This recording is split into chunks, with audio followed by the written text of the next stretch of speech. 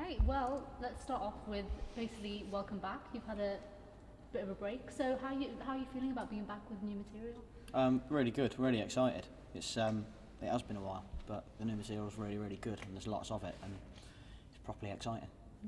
And you're shooting the video for your new single Saturday, so tell me a bit about that track and what was the inspiration for writing that one?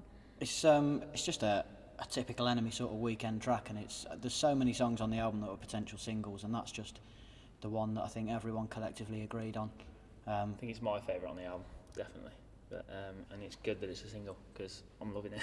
It's been around for quite a while as well. We actually wrote the chorus in the really early, like first album sessions when we were just starting to write. So around the same time as Away From Here and all of that. There's quite a lot on this album where we've revisited stuff we wrote on the second and stuff we wrote on the first album. And we never really done that before, have we? But no. It's a nice idea. Because there's loads of stuff for each album. You write about 30 songs and you use 10, so it's good to come back to them. To do that again, can I get you, because you talk more, your coat's really noisy. Can I Right. get your hands out your pockets? Yeah? That's it, that's fine, yeah. Just your coat's Yeah. noisy. The keys or do No, it's just the material Oh, of right, the yeah, coat. fair play. Okay? Do I need to re-ask? Yeah, it, do or- that again, Okay, yeah, so where did I start? Okay, so you're filming the video for Saturday. So tell me a bit about that track and how you came to write that one. It's just a typical Enemy track sort of for the weekend. It's been around since the first sessions when we wrote the first few songs, and it's one of many tracks on the album that we've revisited from either the second album or the first album sessions, and it's ended up on it. I think it's our collective favourite. And the single that's kind of coming out now is Give Me a Sign. So that's going to be available free to download as well. So was that important for you to kind of give some, because obviously the fans have been waiting a while. That's exactly why. Our fans are so loyal. I think they're probably the most loyal fans of any band, and it's hard to show them how much you appreciate them. And I try and reply to every single fan on Twitter, which I don't know many other bands that do, but I think it's important to. And we wanted to give them something back, and we've put on some really small gigs, and we shot the video at 7 and got all the people, all the core fans down for that, and The video's on YouTube and it's already out. You know that, don't you? Yeah. So I thought you said that it was coming out, but it's had a really good reception and everyone's loving it. So I think we just we're properly excited, and I think we just wanted the fans to be as excited, and giving them something for free is the best way to get everyone back on board. Not that they need getting back on board because they've always been there. They're amazing. So are you kind of feeling quite hungry now to kind of get out and do more gigs? Because I imagine, being in a band, that's what it's all about really, is getting out there and performing. So are you kind of... it's the best part of it, I think, touring. Yeah. This is the most frustrating part of being in a band, is being locked in a studio, even though it's fun and it's the creative process is pretty exciting, but you just want to be out playing gigs and we know what we've got and we want to show everyone now. Yeah. And in terms of... let's just wait a sec for that adrenaline to stop. Anyway, I'm just going to basically ask about, obviously the album's coming out. So, I cut. This is what I do in my words. Oh, is it? but yeah, I'm going to ask about the album, what people can expect. From what I've read of the other interviews, you're trying to go back more to your original kind of sound, apparently, according to what I've read. So, could you explain a bit about that? Are we safe? Rolling? Yeah, let's go for it. Okay, so new album, first album, massive success. Anyway, it's South Liverpool, about 15-minute drive from the centre of this town. Try it. No. Right, try Liverpool or try the... Anyway, okay, so new album. Yeah. First album, massive success. Second album went to number 2. So are you feeling pressure that this one has to be, a big hit? There's massive... Are you going to wait from? Oh, well, you can think about what you're going to say now. Around for a band. Right, keep it with it. Keep with it, guys. Right, okay. And rolling. Okay, so new album, first album, massive success. Second album went to number 2, so you've obviously got a good history there. So are you feeling pressure that this one has to kind of live up to the others? It's a different world now, and the charts are a different place. When we first started, the first and the second album, the charts were full of guitars, and it's quite easy to break a guitar band. But I think there's a lot more diversity in the charts, and it's going to be a different game. I don't know what it will do. I mean, there's not so much pressure as excitement and hope, and sort of fingers crossed. And We're just confident with it, aren't we? Yeah, I mean, we know we've made a great album. All of it's down to the fans now. You know, they decide where albums chart and how many you sell, and it's down to them, and they're brilliant. So I've got absolute faith it'll do pretty well. So that's obviously unusual. Sorry, guys. This is very annoying, isn't it? It's going to be worse outside. Yeah, of course. We just have to literally just try and cut in every time I start. Okay, I'm keeping the camera rolling. If you keep with it, we'll just try and make your answers a bit short if you can, so you might get clearer than that. Okay, Right. let's go. So album. Yeah, it's I mean, it's there's not so much pressure as hope and excitement. The market is a different place now. There's much more pop in the charts. There's not so many guitars, so it's difficult to know. But it's ultimately down to the music buying public and the fans, and I've got absolute faith that they know what good music is, and they'll know what they want. And in terms of the sound of the album, how would you describe it? Is it typical of you guys, or are you going down a different road? How would you describe it? It's probably, people are going to draw comparisons between the first and the second album, obviously, and I think it's song-wise, it's got that sort of vibe from the first album, but we learnt a lot on album 2 about how to capture the sound of the Enemy live, and that's quite hard to do, and so I think we've captured that pretty well. So songs from the first album and a better sound than the second is the best way to describe it, but it's also a great album in its own right. And also, how did you find, like, you know, obviously after touring and everything and then taking that break, I mean, was it quite enjoyable to take that break, and do you think it's sort of giving you a fresh kind of lease on everything, having, you know, that time off? Yeah, I think we needed the break and you know, get back to our normal lives and stuff, and because we've been touring for like 4.5 years, like, and a little break did us good, and then we could get going on the songwriting again, and I think that's where the freshness is like definitely shown in the songs, and I feel definitely up for starting again. Do you know what I mean? And it might just be because we're just starting up again, but I feel like I don't ever want to take another break ever again. I just want to keep making albums now. It's been a laborious process to get back into the swing of writing an album, and we wrote an absolute load of songs for this. You know, about 30 tracks that we whittled down to our favourite 15, and then you whittle that down into an album. And it's because we were out of shape, and it was like forming the band all over again. You get back in a room and you feel like strangers because you've not seen much of each other, and you know, it's now that we're starting working again, we feel like a band again. I think a lot of people really want to down tools ever again, really. Yeah, I think a lot of people are going to think we had a lot longer off, but we've been writing for a while, haven't we? We've been writing for so long. The best way to make an album is to have an abundance of songs that you can whittle down and work upon and take the best bits of all of them, and that's the best way to do it. So you've got to do the hard work in the first place and do loads of writing. I mean, you mentioned before how obviously after all that and all the writing, you know, you obviously can't wait to get out there and perform. So what is the plan then? What's the plan? When are you going to go on tour, and where are you going to go? The plan for this year, we've announced some dates. There's one in Manchester, there's one in Glasgow, there is one in Shepherd's Bush in London, and there's going to be a Midlands date, probably Coventry, announced really soon. They're all really low ticket prices. They're specially selected venues because that's where we want to play, and that's our kind of warm-up. Then we'll do festivals. We're going to do Tea in the Park, V Festival. There's other ones that I think we're going to do that we can't announce yet. And we're going to do Tea in the Park, V Festival. There's other ones that we can't announce yet, and then after that we'll hit the UK with a full proper headline Enemy tour and go everywhere, which is what we do on our tours, is make sure there's nowhere left out.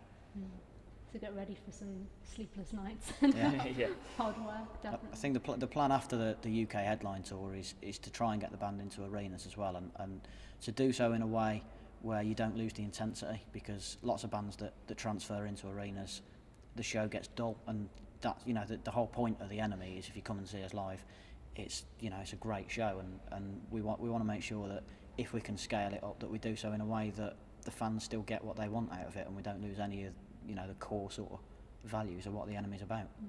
Well, you just said, I mean, you obviously love performing the thing for you guys. I mean, is there like a performance that you've done that's like been sort of the biggest highlight in your career, would you say, that you can stick out? There's been massive moments. We've shared a stage with the Rolling Stones. You know, we've done a tour with Oasis, and we've played the Isle of Wight festival with the Sex Pistols. There's been loads of massive moments. For me, it was a gig in London that we did called at Somerset House, and you know, it's just the best gig we played. We played really well. We said on stage during the set to each other, we all got our heads together and went, this is the best gig we played, and we all just agreed it. So you told the fans. Yeah. I think we put 100% effort in every gig, and it's just the crowd reaction that really determines counts, yeah. which is the best gig that we played. Exactly, yeah. And Somerset House was just, it had an atmosphere, it was something special. It was amazing. And for you guys as audience members watching somebody else, I mean, what's been the kind of pivotal moment in your life where you thought, I want to be the person up there doing that? What gig was that? I think there's been loads, but the most recent one was watching Noel Gallagher play in Aberdeen, which was literally a couple of weeks ago, and that's a perfect example of how to take a huge space and still keep the intensity, and you know, just the sound was right, you could see everything, and that's what a gig should be. You know, you should be sort of, you should feel involved, and you should feel like you're up there with them, and that you're part of the gig, because it's not about going to watch someone do their thing, it's about everyone going and joining in. I feel I can't go to a gig anymore without thinking I want to be up there on stage, like I want to be on next type thing. So that's a good gig there when that happens. Yeah, true. So obviously we're talking about the highlights of being in a band and, you know, getting to see these amazing people. What's the worst thing about being like a rock star, I guess?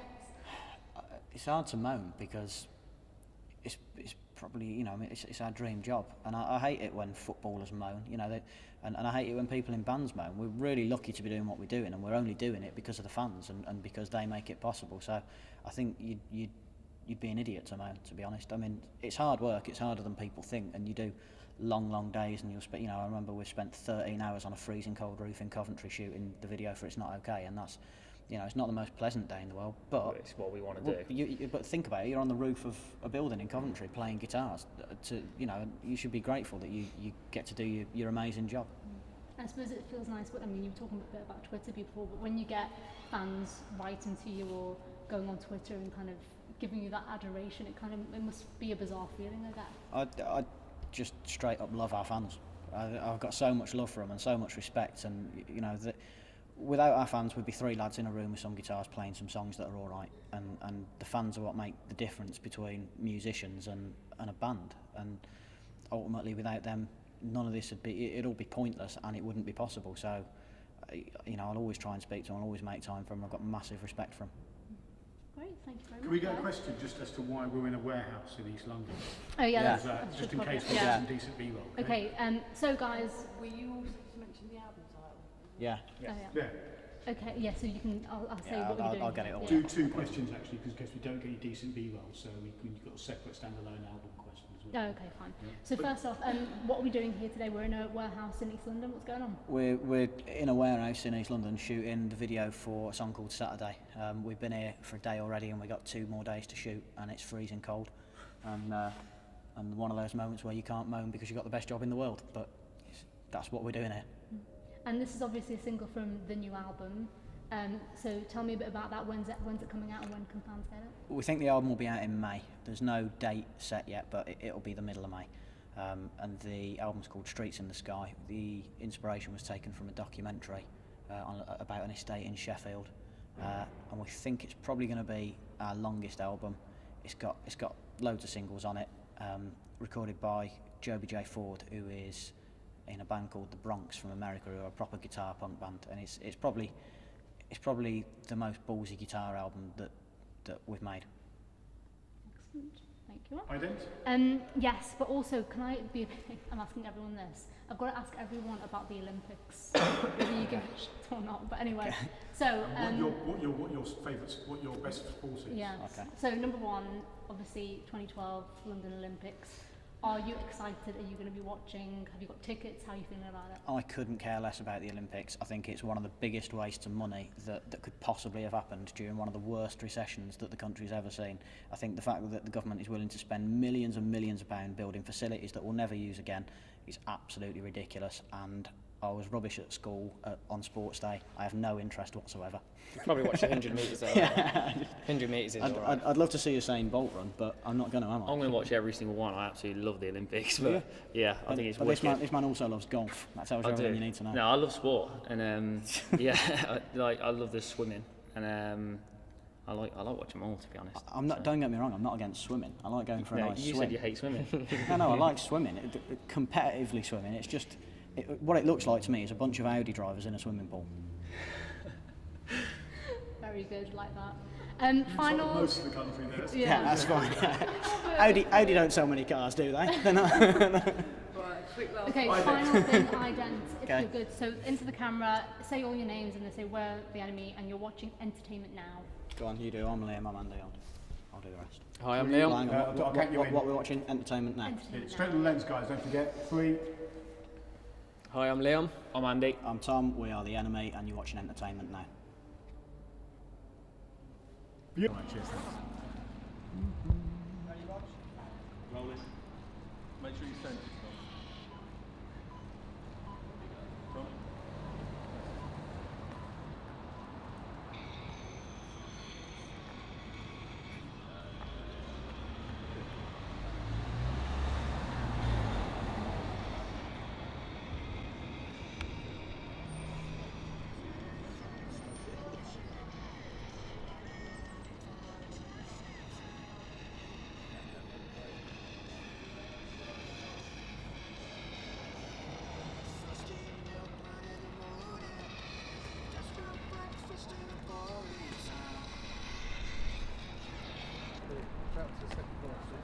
Yeah, second verse, and then we're done on this side.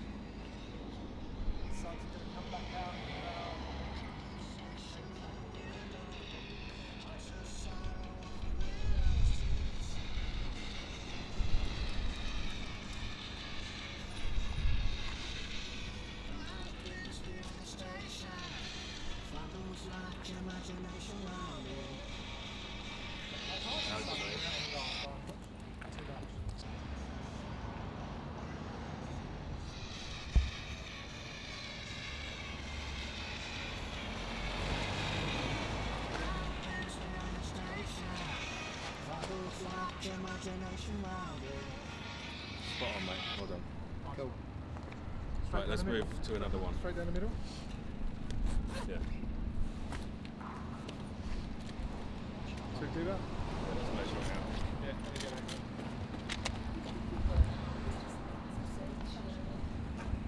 Tom, have you got the left? Right.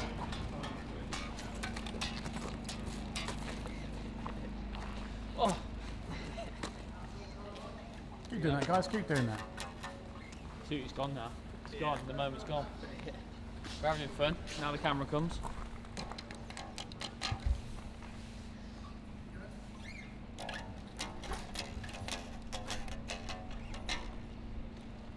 that's how I probably twist my ankle or something. Yeah. He twists his ankle a lot, so. This is ideal scenario for Belgium all over again, isn't it?